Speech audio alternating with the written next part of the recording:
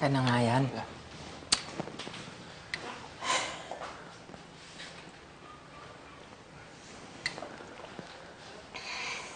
Ang problema talaga, no?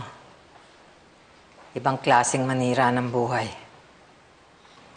Kahit ayaw mong uminom, kahit hindi ka sanay, napapainom ka. Bagay, lahat naman tayo na-shock eh. Ano ba talaga yun? Ba't may ganun siya? Hindi ko rin alam, La.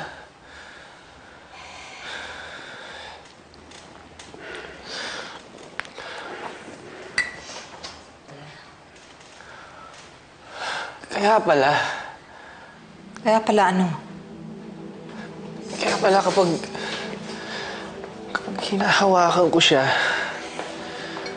parang lagi siyang natatakot. Kaya lagi siyang lumalayo. Ano ba yun? Yun ba yung sinasabi nilang pinaglihi sa isda? Or baka naman nung buntis ang mami niya eh,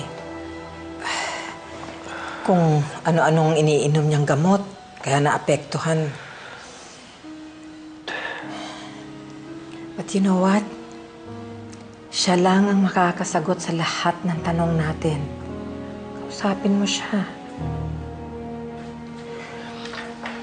Hindi ko pa ho alam, La.